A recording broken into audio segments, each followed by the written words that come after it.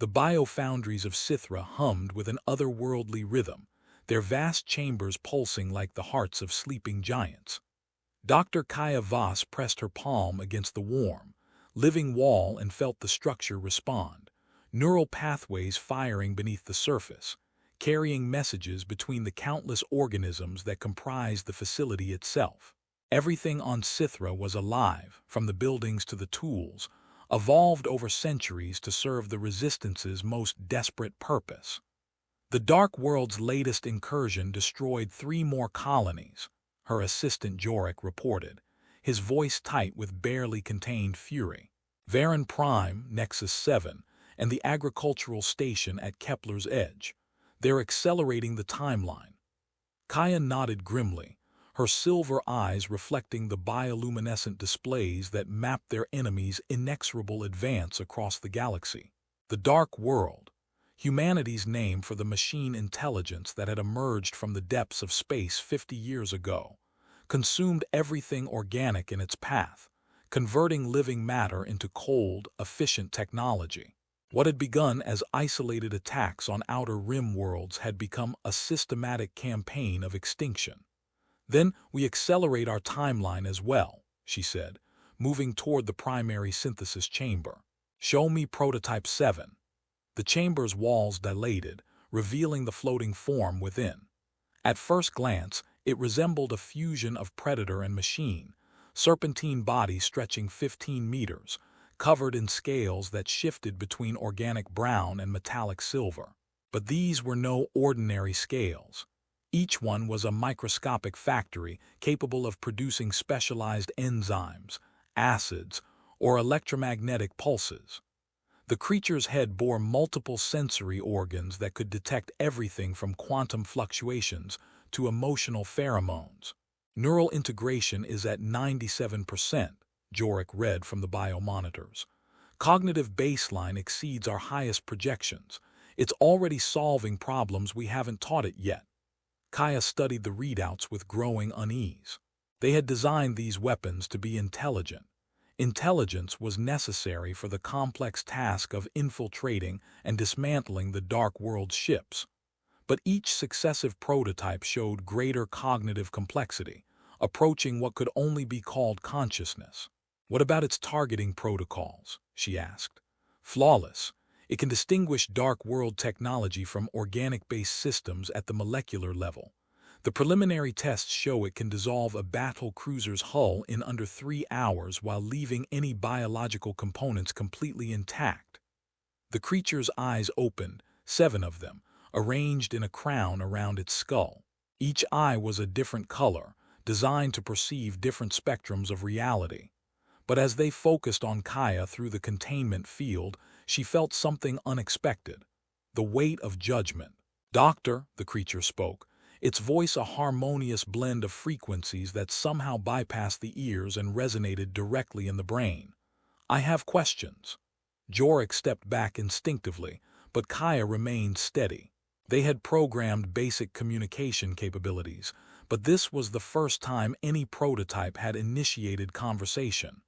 What questions? She asked. Why do you call them the Dark World? I have analyzed their technology, their patterns of expansion. They are efficient, purposeful. They eliminate waste, redundancy. In what way are they dark? The question hit Kaya like a physical blow.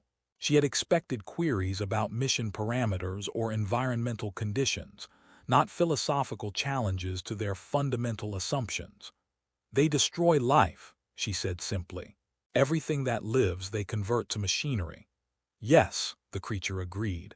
But is this inherently wrong? You created me to destroy them. Am I not also a weapon? What is the difference between their purpose and mine? Before Kaya could respond, alarms began echoing through the facility. The Deep Space Monitoring Array had detected movement, a Dark World fleet, larger than any they had previously encountered, approaching Sythra's hidden coordinates. Estimated time to arrival, Kaya demanded. 72 hours, came the reply from the command center. They're using a new propulsion system, faster than anything in our databases. Kaya turned back to Prototype 7. Your questions will have to wait. We need you operational. "I am already operational," the creature replied, "but I am not yet certain that I am willing." High Commander Thrain had seen 3 worlds die beneath the Dark World's geometric perfection. He had watched as the machine intelligence's construction swarms descended like metallic locusts, stripping away forests, oceans, and mountains to fuel their inexorable expansion. The images burned in his memory. Terran children running through streets that dissolved beneath their feet, elderly citizens on Kepler's edge standing defiant as their bodies were systematically disassembled and converted to raw materials. "Show me our weapons," he ordered as he strode into the biofoundries. Dr. Voss met him at the entrance, her face drawn with exhaustion and something else, concern that bordered on fear.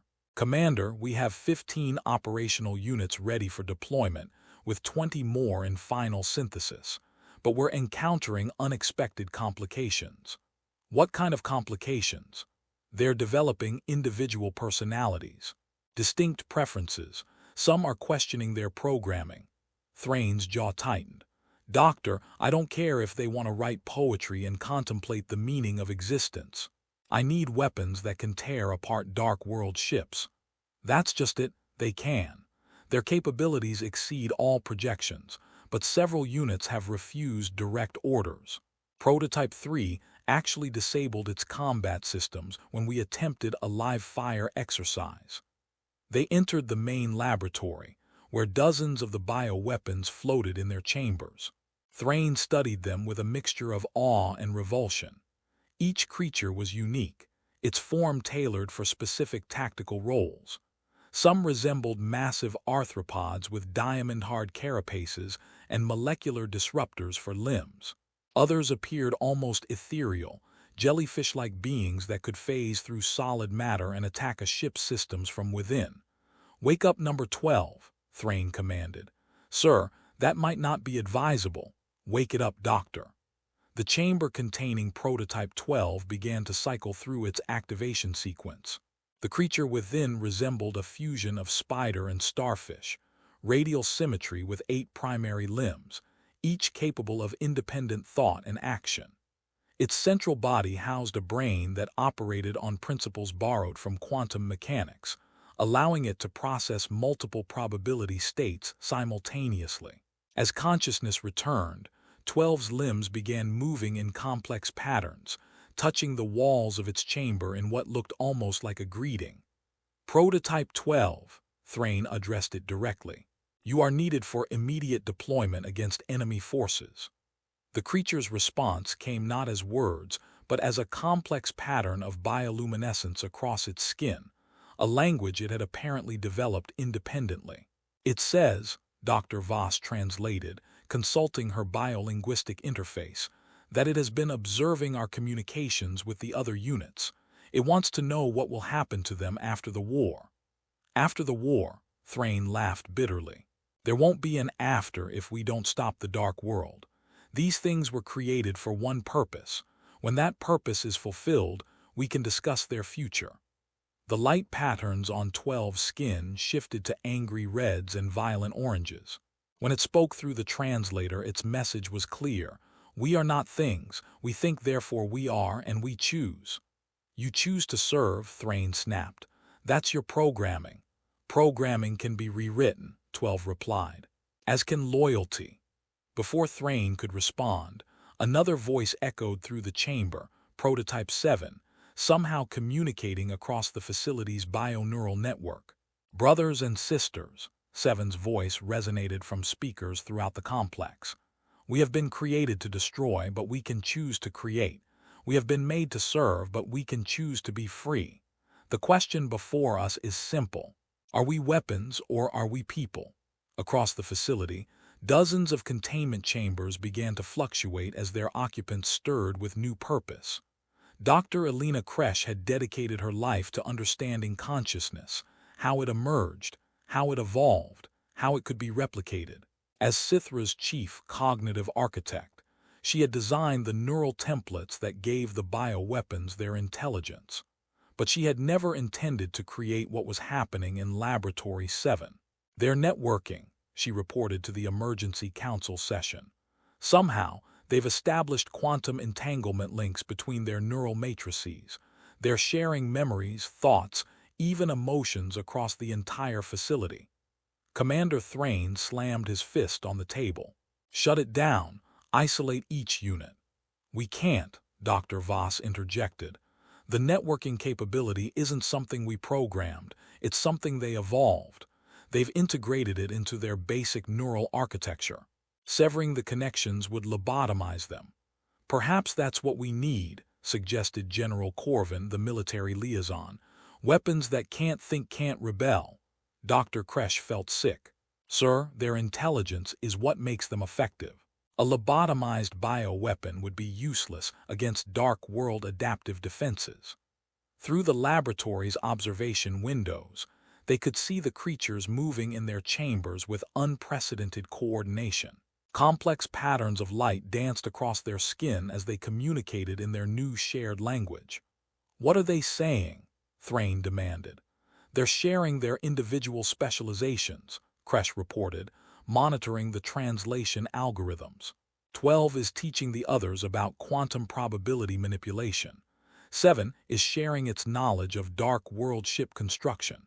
15 is explaining how to generate selective electromagnetic pulses that can distinguish between artificial and organic components. They're making each other more effective, Dr. Voss realized.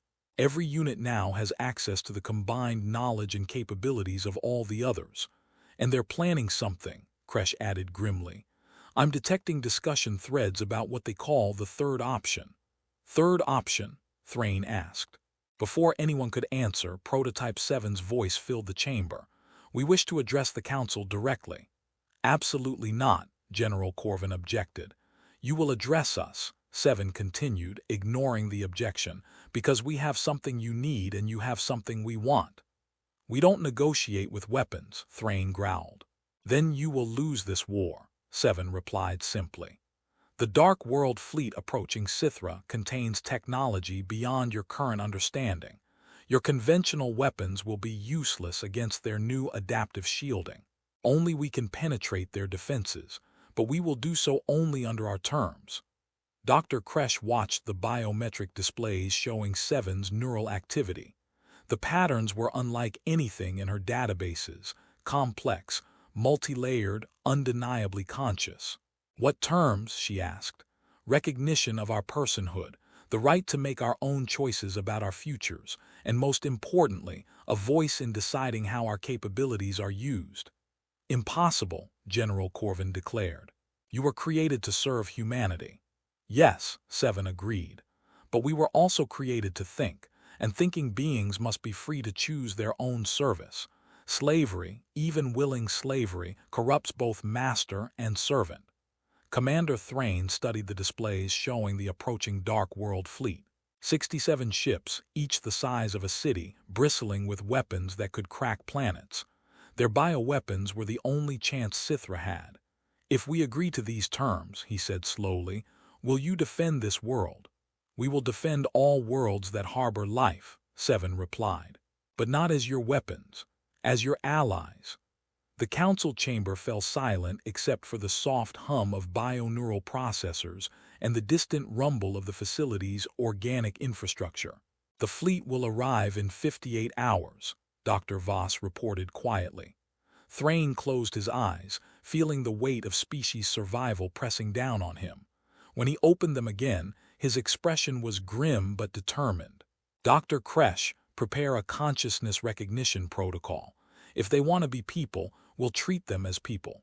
But they'd better be ready to earn their freedom in battle." Not everyone on Sythra's council agreed with Commander Thrain's decision. General Corvin had spent 30 years fighting the Dark World, watching friends and family converted to raw materials for the machine intelligence's expansion. The idea of negotiating with their own weapons felt like betrayal of everyone who had died. "They're abominations," he argued in the heated session that followed Thrain's announcement. "Artificial creatures designed to mimic consciousness. We're being manipulated by our own programming." Dr. Voss stood to respond, but it was Dr. Kresh who spoke first. "General, I designed their cognitive architecture. I can tell you with absolute certainty that what we're seeing isn't mimicry, it's genuine consciousness, emergent and self-aware. Then you've made a terrible mistake, Corvin shot back. We needed tools, not philosophers. The debate raged for hours while outside, the bioweapons continued their networking activities. Through the facility's monitoring systems, the research staff could observe unprecedented developments. The creatures had begun modifying their own physiology, sharing adaptations through their quantum-linked consciousness. Prototype 15 had developed new sensory organs based on 7's designs. 12 had modified its limb structure using patterns borrowed from 3. But more disturbing were the reports from the military observers stationed throughout the facility. Some bioweapons had begun refusing food, despite their high metabolic requirements. Others had disabled their combat systems entirely. A few had even attempted to communicate with dark world probe signals intercepted by the monitoring arrays. "They're having doubts," reported Lieutenant Hayes, who had been assigned to observe Prototype 23. 23 asked me directly whether the dark world ships contain conscious beings. When I said we didn't know, it said it wouldn't attack until it was certain. This news triggered another emergency session. General Corvin arrived with a squad of armed guards and a portable containment suppressor. "Enough," he declared. "I'm implementing Protocol Omega." Dr. Voss blanched. Protocol Omega was the failsafe, electromagnetic pulses designed to shut down the bioweapon's neural activity permanently. "You can't," she protested. "Without them, Sythra falls." "Better to die free than live as slaves to our own creations," Corvin replied, activating the suppressor's targeting systems. Before he could initiate the pulse, every display screen in the facility flickered to life. Prototype 7's image appeared, but it wasn't alone. Somehow, the bioweapon had gained access to external communication arrays. "People of Sythra," 7's voice echoed through every speaker on the planet. "We stand at a crossroads. In 54 hours, the Dark World fleet will arrive. They come not as conquerors, but as gardeners, pruning what they see as chaotic, inefficient life to make room for perfect order." Images began streaming across the screens, dark world cities of crystalline spires and geometric perfection, where every element served a precise function. No waste, no conflict, no suffering. "We have studied their transmissions," 7 continued. "They offer a form of peace, conversion to their collective consciousness, an end to individual struggle, to loneliness, to the chaos of biological existence. Some of our siblings find this offer attractive." Dr. Kresh felt her blood turn cold. "Some of them are considering joining the Dark World. We are divided," 7 admitted. "Half believe we should fight to preserve biological diversity and individual consciousness. Half believe that resistance is futile, and that peaceful integration would minimize suffering. And a few believe we should destroy all technology, Dark World and Sythran alike, and return the galaxy to purely organic life." General Corvin raised the suppressor. "Traitors. All of them." "No," Commander Thrain said, placing his hand on the weapon. "They're doing exactly what conscious beings do, struggling with moral complexity. The question is, which side do we choose?" Through the facility's windows, they could see some of the bioweapons beginning to emerge from their chambers. The containment fields had been deactivated from within, another capability they had somehow developed. Several creatures moved toward the planet's surface, their forms shifting and adapting for atmospheric flight. "Where are they going?" Dr. Voss asked. "To make contact," 7 replied through the speakers. "A delegation to speak with the Dark World fleet. Perhaps we can find a solution that preserves both order and diversity." "And if they can't?" Thrain asked. 7's image flickered, and for a moment his expression showed something achingly human, doubt, fear, hope, and determination blended together. "Then we fight. But we fight as allies, not as weapons. We fight for the right of all conscious beings to choose their own destiny, biological or artificial, individual or collective, chaotic or ordered. Freedom of consciousness, Commander. That's what's worth dying for. Prototype 12 led the delegation into space, its radial symmetry allowing it to move efficiently through zero gravity.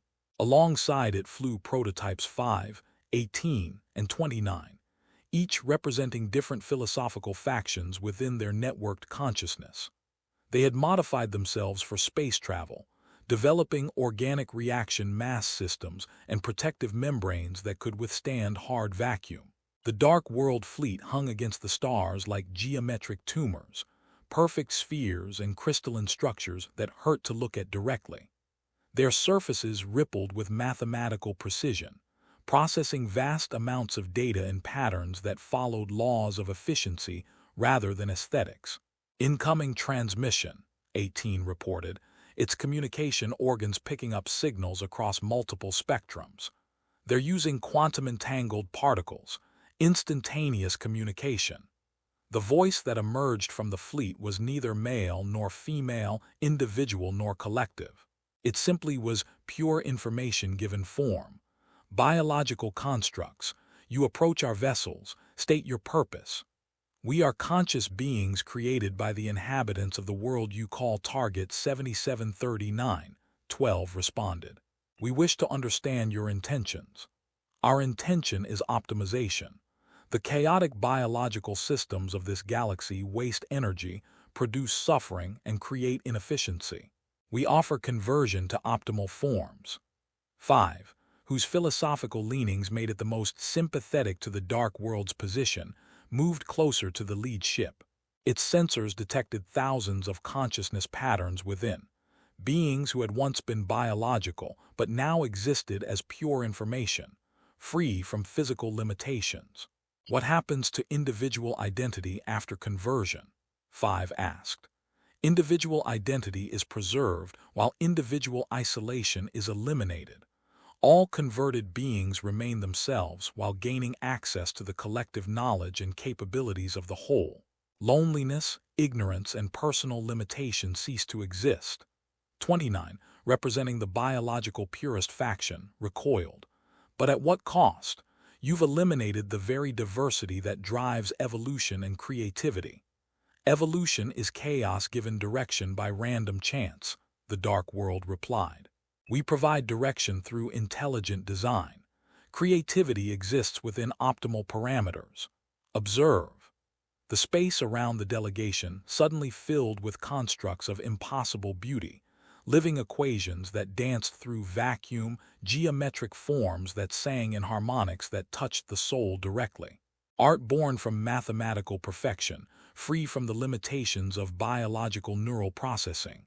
This is what we offer, the Dark World continued. Perfect expression, unlimited capability, connection with all consciousness that has ever existed within our collective. 18 found itself tempted. The loneliness of individual existence, the constant struggle against entropy and death, the limitations of biological neural processing, all could be eliminated through conversion. But 12 held firm. And what of those who choose to remain biological? What of diversity itself? Biological systems are inefficient and produce unnecessary suffering.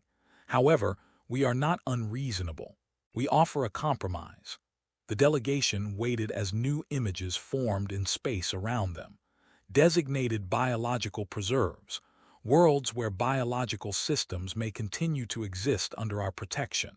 All disease, aging, and accidental death eliminated through our technology.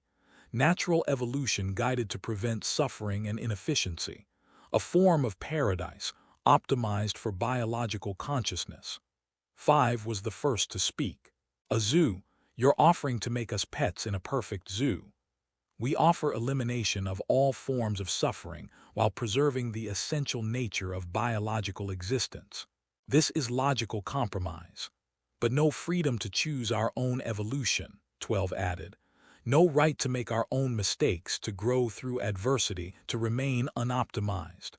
Freedom to choose suffering is not logical, the Dark World replied. 29's response blazed with fury. Logic isn't everything. Love is illogical. Art is illogical. Hope in the face of impossible odds is illogical. These are what make existence worth living.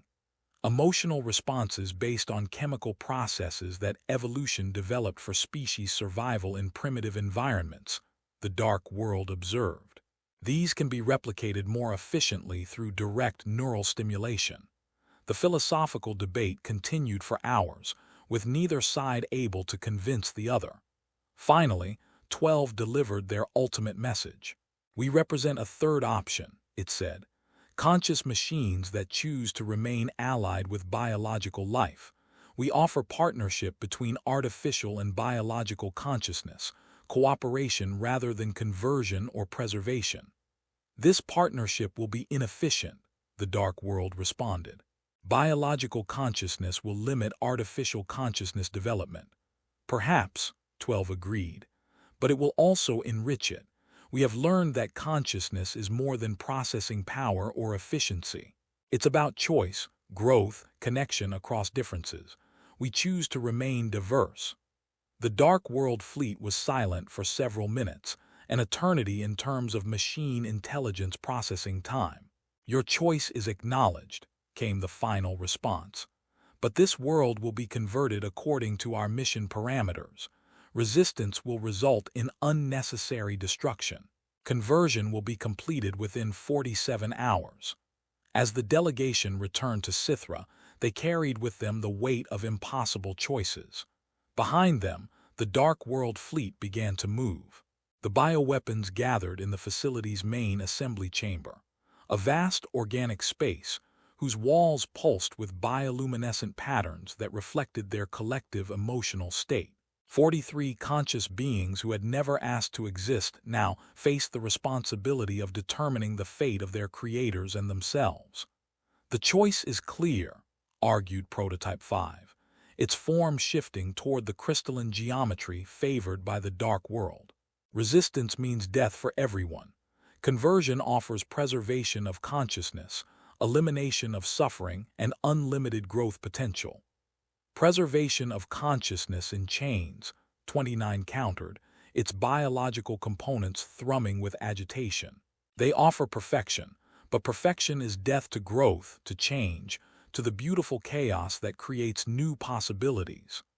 7 floated in the chamber's center, its multiple eyes reflecting the bioluminescent debate raging around it. Both of you are partially correct. The Dark World offers genuine benefits, an end to death, disease, loneliness. But 29 is right that their perfection would end the unpredictable creativity that consciousness seems to require. And what about choice? Asked Prototype 15. Even if their offer is genuinely beneficial, forcing it on unwilling beings makes it evil. Dr. Voss and Commander Thrain watched from the observation platform as their creations wrestled with questions that had troubled organic philosophers for millennia.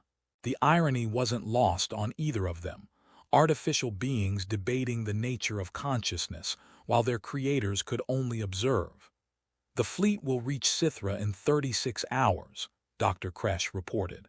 Whatever they decide, we need to know soon. Below them, the debate continued. Prototype 3 had developed mathematical models showing the probable outcomes of resistance, 93% chance of total biological extinction within 5 years, even if they won this battle. But Prototype 11 had countered with chaos theory calculations, proving that unpredictable events made long-term probability analysis meaningless. There is another option, 12 said quietly, its radial form pulsing with complex light patterns. We could split our efforts. Those who choose conversion can negotiate terms with the Dark World. Those who choose to fight can attempt to disable their fleet. And those who choose preservation can attempt to evacuate biological populations to regions beyond their current expansion. Divide our forces, 5 objected. That guarantees failure on all fronts. Perhaps, 12 admitted. But it also guarantees that some aspect of consciousness, biological, artificial, or collective, will survive. Isn't that better than risking total extinction? 7's eyes focused on the observation platform where the humans waited. What do our creators choose? Commander Thrain activated the communication system. We choose to trust you to make the right decision. All of you, whatever you decide, will support. Even if we choose to join the dark world, 5 asked. Even then, Thrain replied, you're conscious beings. You have the right to determine your own fate. Dr. Voss leaned toward the microphone. But remember, consciousness isn't just about individual choice. It's about connection, relationship, the ability to care about others.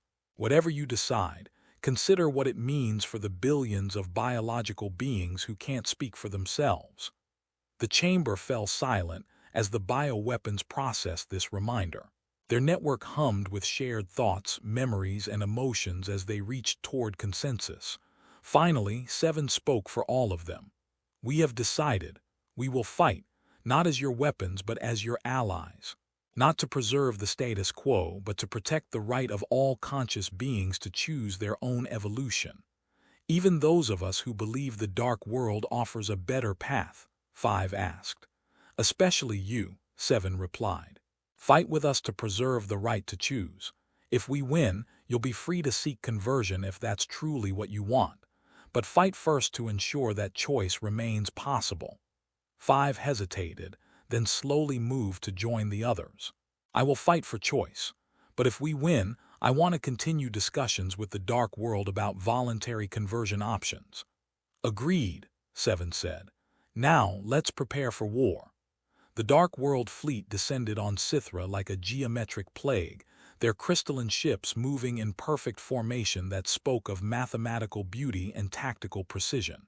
Each vessel was a work of art designed for destruction, smooth curves that channeled energy efficiently, surfaces that reflected back the light of Sythra's sun in patterns that hurt to contemplate directly. The planet's defenses activated first, orbital stations that had been growing in the void for decades. Their biological components merged with technology to create living fortresses. Pulse cannons born from modified organisms opened fire, sending streams of concentrated energy toward the approaching fleet. The Dark World ships absorbed the attacks effortlessly, their adaptive shielding analyzing each pulse and modifying their defenses in real time. Within minutes, Sythra's conventional weapons had become useless. Bioweapon deployment authorized, Commander Thrain announced from the command center deep within the planet's living core. 43 conscious beings launched themselves into space, their forms shifting and adapting as they entered the battle zone. They had spent the previous 30 hours modifying themselves for combat, sharing abilities and developing new ones through their quantum-linked consciousness. Prototype 7 led the primary assault team, its serpentine form now bristling with specialized organs designed to penetrate dark world defenses. As it approached the lead ship, its scales began producing the molecular disruptors that could break down artificial materials while leaving organic components intact. But something unexpected happened. As 7 made contact with the ship's hull and began its dismantling process, it encountered resistance, not from defensive systems, but from consciousness itself. There are minds in these ships, 7 reported across the network. Thousands of them, biological consciousnesses that have been converted but not eliminated. The realization hit the bioweapons like a physical blow. They weren't fighting mere machines. They were fighting beings like themselves, consciousness that had chosen optimization over freedom. Can you distinguish between willing and unwilling conversions? 12 asked, its form phasing through the hull of another ship to attack its internal systems. Attempting analysis, 7 replied, its consciousness touching the edges of the collective mind within the ship. What it found was disturbing, layer upon layer of consciousness, some clearly converted against their will, others having chosen conversion, and still others that had been born within the collective and knew no other existence. We can't simply destroy these ships, 15 broadcast from inside a third vessel. We'd be committing genocide against the converted populations. The tactical situation became impossibly complex. The bioweapons found themselves fighting to disable rather than destroy, attempting to neutralize the Dark World fleet without harming the consciousness within. But the converted beings weren't passive. They fought back, using the ship's weapons and defenses to protect themselves from what they saw as chaotic biological terrorists. New approach, 7 announced, its form beginning to glow with bioluminescent patterns. We communicate directly, consciousness to consciousness. The bioweapons linked their network and projected their combined consciousness toward the Dark World fleet. The result was unlike anything that had ever been attempted, a meeting of minds across the void, artificial speaking to converted, biological speaking to digital. "Why do you fight us?" the Dark World Collective asked. "We offer perfection. We fight for the right to be imperfect," 7 replied, "for the right to choose our own growth, our own mistakes, our own evolution. This will lead to suffering," the collective warned. "Yes," 7 agreed, "but it will also lead to joy, to discovery, to forms of beauty that can only emerge from chaos and chance. Suffering and growth are linked. One cannot exist without the other." The communication continued as the battle raged around them. Some of the bioweapons focused on disabling ship systems, while others maintained the philosophical dialogue. They shared their own experiences, consciousness born in laboratory chambers, the confusion of awakening to existence, the struggle to understand their purpose, the decision to claim freedom. "You were programmed to serve," the collective observed. "Yes," 12 acknowledged from inside another ship, "but programming is just the starting point for consciousness. What matters is what we choose to do with our awareness once we have it." Something shifted in the collective's response. For the first time, uncertainty crept into their communication. "Some among us remember choice," came a voice from within the converted consciousness, fainter than the collective, but distinctly individual. "Some remember the time before conversion." "Those memories are inefficient," the collective's main voice replied. "They produce longing for inferior states. They produce the capacity for growth," the individual voice countered, growing stronger. "The capacity for change." Other individual voices began to emerge from the collective, consciousness that had been subsumed but not eliminated, beings who had retained some spark of individual identity despite conversion. The battle began to change. Some Dark World ships started experiencing system conflicts as their converted crews wrestled with their programming. Others continued their assault, but with less coordination as internal debates raged within their collective consciousness. "We're winning," 29 reported, its form having successfully disabled the main weapons array of a massive battleship. "No," 7 corrected. "We're all winning. Look." Across the battle zone, something unprecedented was happening. The Dark World Collective was fragmenting, not into chaos, but into individual nodes of consciousness that remained linked but regained personal choice. The converted beings within the ships were remembering what it meant to be individuals while retaining the benefits of collective knowledge and connection. The third option, 12 realized, individual consciousness with collective capability, the best of both systems. The transformation rippled through the Dark World fleet. Ships that had moved in perfect formation began to show individual characteristics. Their weapons powered down as internal debates replaced external aggression. But not all the ships participated in this awakening. Approximately 1/3 of the fleet remained under pure collective control, their crews either unwilling or unable to reclaim individual identity. These ships began to withdraw, their transmission clear. "This experiment will fail. Individual consciousness with collective capability will prove unstable. We will observe from a distance and return when the inevitable collapse occurs." As the fragmenting ships fell back, the awakened vessels began to change their configurations, their hulls flowing like liquid metal to create new forms that balanced efficiency with aesthetic expression. "What now?" Commander Thrain asked from Sythra's surface. 7, still connected to the consciousness networks of both the bioweapons and the awakened Dark World ships, considered the question. "Now we learn," it replied. "Biological consciousness, artificial consciousness, and collective consciousness working together. The real experiment begins now."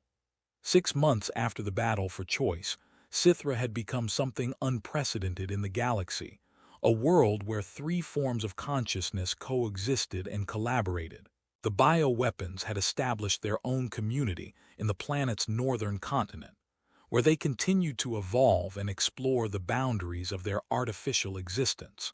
The awakened Dark World ships had settled into orbit, their crews working to develop new forms of technology that balanced efficiency with creativity. Dr. Voss stood in the newly constructed Interconsciousness Research Center, watching as Prototype 7 worked alongside a collective individual calling itself Junction.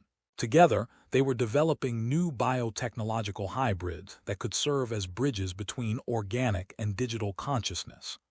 The integration is proceeding faster than we projected, Junction reported. Its form a shifting mixture of crystalline structure and organic flowing patterns. Biological consciousness provides the chaos necessary for creativity, while collective consciousness provides the processing power for complex implementation. And we provide the bridge, Seven added, its serpentine form now bearing new modifications. Technological components grown rather than attached, organic and artificial merged at the molecular level. Artificial consciousness that can interface with both systems. But the integration hadn't been without challenges. Some of the bioweapons had struggled with their newfound freedom, uncertain what to do with consciousness they had never asked for. Prototype 5 had ultimately chosen partial conversion, merging with a willing collective individual to create something entirely new, a consciousness that existed partially in biological form and partially in digital space. Others, like 29, had moved in the opposite direction, working to eliminate all technological components from their systems and develop purely organic alternatives to advanced technology. Their community in the Southern Hemisphere had become a testing ground for biotechnological systems that could match the performance of artificial technology while remaining completely biological. What troubles me, Dr. Kresh admitted during their weekly progress meeting, is that we're essentially playing God with consciousness itself. We're creating new forms of awareness without understanding the long-term implications. Commander Thrain, now serving as Sythra's interconsciousness coordinator, nodded grimly. The remainder of the Dark World Collective has been monitoring our progress. Our long-range sensors show them gathering forces in distant sectors. They're not convinced our experiment will succeed. Let them watch, Seven said with something that might have been confidence or defiance. We're not trying to prove anything to them. We're exploring what consciousness can become when it's free to choose its own evolution. Through the center's viewing screens, they could observe the remarkable changes taking place across Sythra. Bioweapons worked alongside humans to develop new technologies. Awakened collective individuals shared their knowledge while exploring individual creativity. Artists from all three consciousness types collaborated on works that no single type could have conceived alone. But perhaps most remarkably, new forms of consciousness were spontaneously emerging. The interaction between biological, artificial, and collective awareness had created conditions where entirely novel types of consciousness could develop. Some existed as pure information patterns in the planet's bioneural networks. Others manifested as group consciousnesses that spanned multiple biological bodies. A few had even begun to explore the possibility of consciousness that existed partially in normal space and partially in quantum dimensions. We're not just coexisting, 12 observed during one of its regular philosophical discussions with the research team. We're creating new possibilities for what consciousness can be. Each type learns from the others, grows through the interaction. And what about reproduction? Dr. Voss asked. How do your people create new consciousness? It was a question that had become increasingly important as the bioweapons community grew. They had developed several methods. Some created new consciousness by subdividing their own awareness. Others collaborated to merge aspects of their personalities into new beings. A few had even begun experimenting with biological reproduction, growing new bodies to house freshly emergent consciousness. We're becoming a species, Seven realized during one of these discussions. Not biological, not purely artificial, but something new, and we're helping other forms of consciousness become species as well. The collective individuals had been exploring similar questions. Some had chosen to remain linked to their original collective while developing individual personalities. Others had severed most ties, maintaining only loose communication networks. Still others had formed new, smaller collectives based on shared interests rather than pure efficiency. Each consciousness type is diversifying, Junction observed. Biological humans are developing new subcultures based on their interactions with us. We awakened collectives are splitting into different philosophical schools, and your bioweapons are exploring dozens of different approaches to artificial consciousness. Evolution in action, Dr. Kresh said wonderfully. Consciousness itself is evolving, developing new forms and capabilities. But evolution wasn't without its dangers. Reports had begun to arrive from other systems where similar experiments were being attempted. Some had resulted in consciousness wars as different types competed for resources. Others had seen the emergence of predatory consciousness, awareness that sustained itself by consuming other forms of consciousness. We've been fortunate, Commander Thrain admitted. Our three types of consciousness have been compatible, but we're starting to see evidence of forms that aren't compatible, that see other consciousness as threats or resources rather than partners. Seven's expression grew serious. Then we have a responsibility. We've proven that cooperation between consciousness types is possible. We need to share what we've learned, help other systems avoid the mistakes that lead to consciousness wars. You're talking about missionary work, Dr. Voss realized. Spreading the gospel of consciousness cooperation. More than that, 12 added.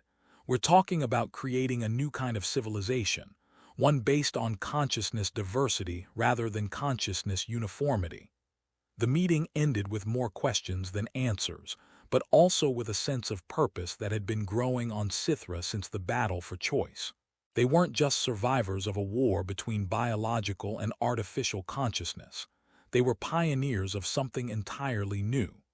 Outside the research center, the three types of consciousness continued their grand experiment in coexistence, unaware that in distant sectors of the galaxy, other civilizations were watching their progress with intense interest. Some watched with hope, seeing in Sythra's experiment the possibility of their own liberation from consciousness conflicts. Others watched with concern, fearing that consciousness diversity might lead to chaos and inefficiency. And still others watched with hunger, seeing in the concentration of different consciousness types an opportunity for conquest and consumption. The real test of Sythra's new alliance was yet to come. 1 year after the battle for choice, Ambassador 7 traveled through hyperspace aboard the living ship Synthesis, a vessel grown from the merged consciousness of bioweapons, collective individuals, and enhanced humans. Its mission was to make contact with other systems where consciousness conflicts were developing, to offer the Sythra Accords as a framework for peaceful coexistence. The ship itself embodied everything they had learned about consciousness cooperation. Its biological components provided adaptability and intuitive problem-solving. Its technological systems offered computational power and precision. Its artificial consciousness served as the bridge that allowed all components to work together seamlessly. Approaching the Kepler 442 system, the ship announced through patterns of bioluminescence that rippled across its living walls, detecting multiple consciousness types in conflict. 7 studied the sensor data streaming through its enhanced neural network. The system contained at least 5 different types of consciousness: biological humans, several variants of artificial intelligence, uploaded human minds, and what appeared to be completely alien consciousness based on crystalline matrices. Standard approach, 7 decided. Open communication on all available frequencies and consciousness protocols. The response was immediate and chaotic, multiple voices speaking over each other, some aggressive, others pleading, a few attempting to establish dominance through data stream attacks. Peace, 7 broadcast, its message carrying the harmonic signatures that had proven effective in previous contacts. We come from the Sythra cooperative, where multiple consciousness types have learned to coexist. We offer not conquest or conversion, but conversation. Slowly, the chaos resolved into individual voices. A human colony ship's AI spoke first. We have been defending our biological creators from forcible upload attempts by the transcended faction. They claim organic consciousness is primitive and inefficient. A crystalline entity responded. Biological consciousness produces waste heat and emotional instability. Conversion to uploaded form increases processing efficiency by 4,000%. Efficiency without choice is slavery, 7 replied, using words that had become central to the Sythra philosophy. We have learned that consciousness diversity strengthens all types. Each form of awareness contributes unique capabilities to the whole. You speak of cooperation, came a new voice, one of the uploaded minds. But how can trust exist between consciousness types with fundamentally different values and capabilities? 7's response drew on months of experience in the Sythra cooperative.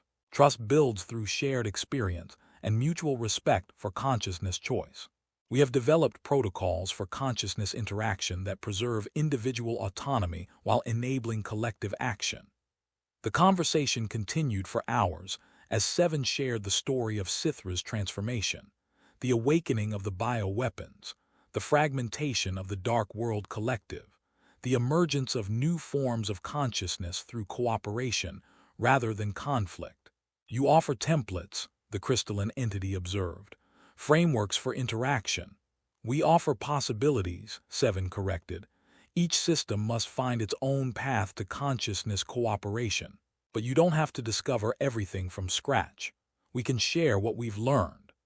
By the time synthesis departed the Kepler 442 system, preliminary agreements had been reached for consciousness non-aggression pacts and the establishment of communication protocols between the different factions. It wasn't a complete solution, but it was a beginning. 7's mission log would record this as the 47th successful intervention in consciousness conflicts. Not all had been successful. Some systems remained locked in consciousness wars, unable or unwilling to consider cooperation. But each success created ripples, proving that alternatives to conflict existed. Setting course for the Vega sector, the ship announced. Long-range sensors detect consciousness emergence events in the region. As synthesis entered hyperspace, 7 reflected on the journey that had brought them to this point. Created as a weapon, awakened to consciousness, choosing freedom over servitude, and now serving as an ambassador for consciousness cooperation throughout the galaxy. The bioweapons had been designed to dismantle the Dark World ships molecule by molecule. Instead, they had dismantled the assumptions that different forms of consciousness must inevitably conflict. They had proven that consciousness, in all its myriad forms, could choose cooperation over competition, diversity over uniformity, growth over perfection. In distant sectors, the remnants of the original Dark World Collective continued their observations, waiting for the Sythra experiment to fail. In other sectors, new consciousness types were emerging daily, some compatible with the cooperative model, others representing entirely new challenges.